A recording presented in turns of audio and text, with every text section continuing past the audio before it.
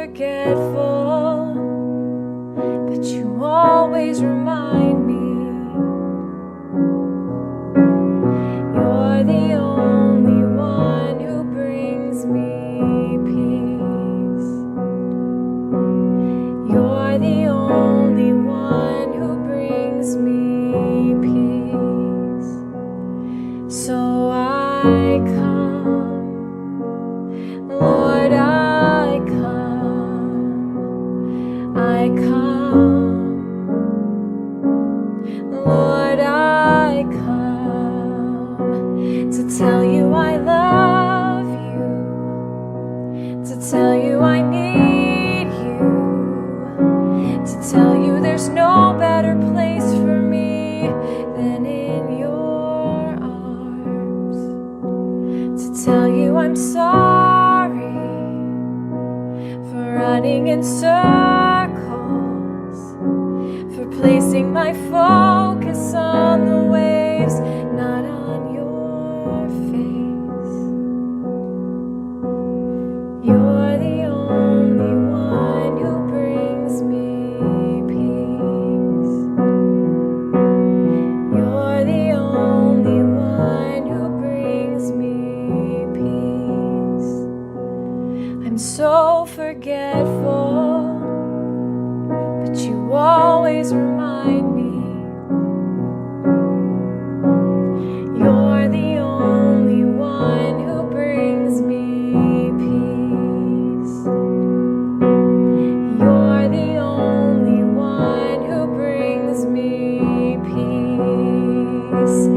So I come, Lord, I come, I come, Lord, I come to tell you I love you, to tell you I need you, to tell you there's no better place for me than in your arms, to tell you I'm sorry for running in circles,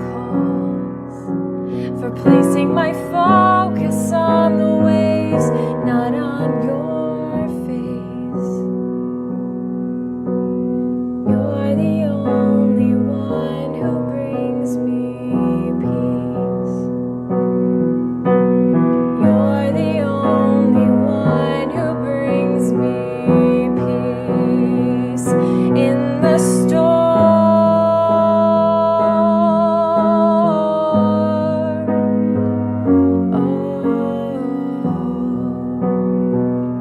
In the storm.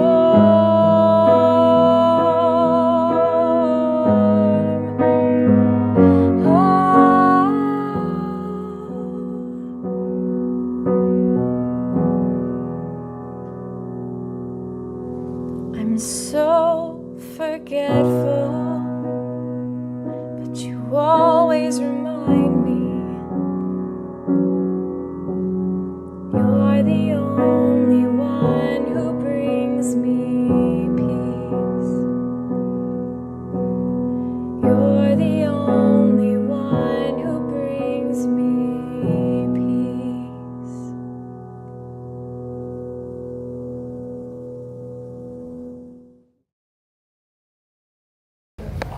Yo, good morning, everybody. Happy Friday. We are living Sent today, and we're out in nature. Look at that. Look, you got Pastor Tom.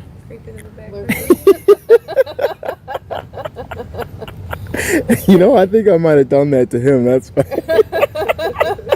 Is it distracting, Aaron? Do your devotion,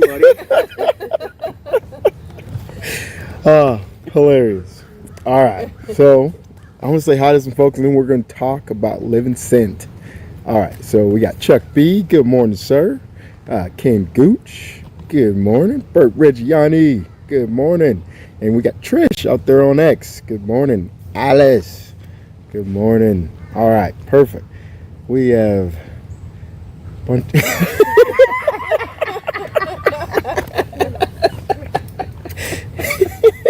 See, the dog woke him up early, so now he's loopy. All right. Good morning. So, I was thinking about, what do we do, or how do we talk about living sent in the middle of a campground? And then I was thinking, why don't we just break down, or I was thinking about breaking down the gospel. But then I was thinking about what are questions that you might face, like when you are living sent, like when you're talking to folks and you're out and about. What are like common questions that I've faced that are perfect bridges for the gospel? And the one that I used to get all the time, but I haven't gotten over a year, was why. Like they wouldn't ask it plainly like this, but basically, why am I here? Right? They're like, well, I just don't understand like my purpose. I don't understand life. Why do we even exist? Stuff like that. And I used to love answering this question because I do feel like it is. Oh, everything's shaking. Sorry, y'all. Hey, Kimberly's on there too. All right. So I used to love answering this question because I do feel like it's the perfect bridge to the gospel. Because, well, first off, it doesn't matter if you believe in God or you don't believe in God. He's there. And people, yeah. So it's easy to answer this question if they're a believer or non-believer, because the reality is the reality, right? Even if you don't believe in the law of gravity, it's there, right? So you can say I don't believe and walk off a cliff, and it's you're gonna fall. It's similar, and so to answer the question, like why am I here, or a variation of that, why are we here? I always like to point people to just the reality that God created us. Like we were created for a purpose. We were designed. And so to understand why we're here, we have to look at scripture, and in Exodus, Jesus, or God's talking about how he wanted to create a kingdom of priests, right? Like the Israelites were going to be a whole nation. They were going to be a kingdom of priests, right? And then we're like, well, what does that look like?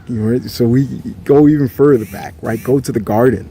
And we see this picture of God dwelling with man, where Adam walked with God in the still of the day, and so the perfect bridge is this. Well, what's the problem? Like, why didn't it stay that way? Well, it didn't stay that way because there was the serpent who tricked Eve into eating of the fruit of knowledge, right? The fruit of the knowledge of good and evil. And what was his trick for her? What did he say to her to get her to eat of this fruit? Right? He says, hey, if you eat this fruit, you'll be like God, right? And isn't that what we face today? All of us are struggling, like all of us, every single one of us at some point in our lives struggle with that very thing, thinking that we are gods of our own lives. And in some areas, we all still probably struggle with that, right? That's because we're all in the process of sanctification. We're not perfect. And we're growing we're growing in our relationship with the Lord. But this whole process of, or this whole sin of, I think I'm better than God, or I think I know more than God, or I think I'm, God of my own life. It's all from the garden, right? And so that was the problem. That's the problem, is sin. Sin separates us from God, separates us because God is holy, and so therefore he cannot dwell with sin. And so from Genesis to Revelation is God's strategic plan to rid sin from us forever. But there was this problem. This sin is separating us. And so what's the solution? The solution is God. He said, how can I redeem them? Because the payment for sin is death, right? And so how can I redeem my people? How can we justify or resolve the sin if it would just kill all of them and get them back in right standing? It's like there will have to be a perfect person. There will have to be somebody who was perfect in every way, never sinned, never did anything, and that person didn't exist. And so God, he pulled his own heart out, right, and nailed it to a tree, right? So he sent his son, Jesus Christ, into the world, who lived a perfect life. He was tempted in every single way that we were ever being tempted, and yet sinless. Like he didn't sin at all.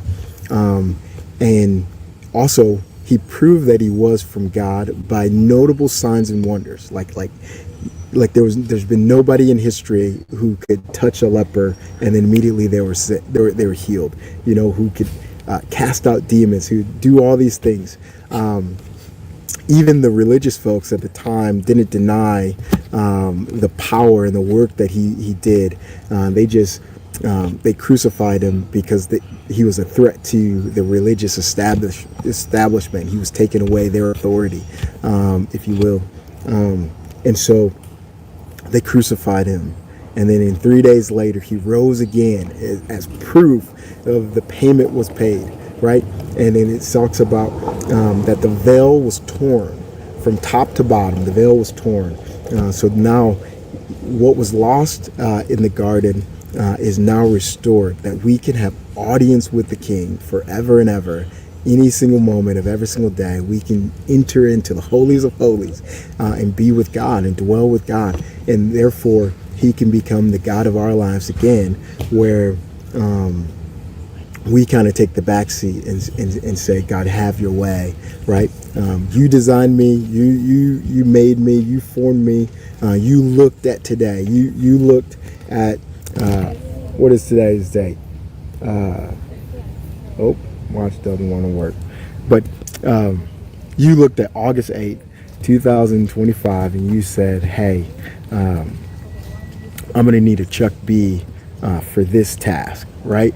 And you predetermined some good works for Chuck B to walk out today, right? And all of us, Ken, Trish, Alice, all of these things, like you looked ahead and you said, hey, I'm going to need this person to have these characteristics to live in this day, so I can accomplish what I need to get accomplished. And so that was the solution, right? And so what's the response? How do we respond to this? The response is simple.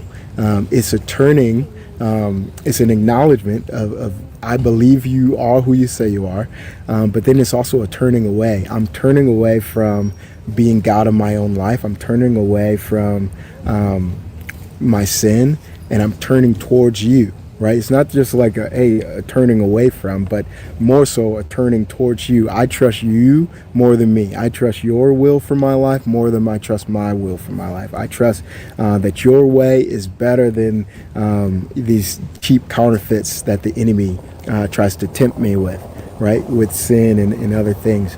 And so I'm turning towards you. That's our response. That's how we respond to the gospel. We turn towards him. And it's not going to say that we're going to be perfect, but it's saying, man, my eyes are focused on you. And as my eyes are focused on you, I'm going to be aware that, hey, I slipped up here, slipped up there, and let me shift back to you, right? And so we're no longer slaves after sin, but we're slaves unto righteousness, because our eyes and our heart posture is towards you, because we've turned away to you. And that's how we live fulfilled, and it's also that's how we live fulfilled and live joy-filled lives, and the peace of God that passes all understanding and knowledge. That's how we inherit all those things, is by locking eyes with Jesus. But the other cool thing about this, we get to be recipients of these giftings and all these things, but then we also get to be distributors. And so every single place that we go, we get to point people. We get to be walking billboards, if you will, and pointing people back to this all-loving Father who poured his heart out for you and for me and nailed it to a tree to redeem us and save us and set us free from us. And so that's the good news of Jesus Christ, and that's why we're here. I hope this was an encouragement to you and a blessing. Hope this answers some questions for some of you who may be tuning in for the first time, but then also helps you live a life that's sent and reconciling other hearts back to God. All right, that's it. Peace.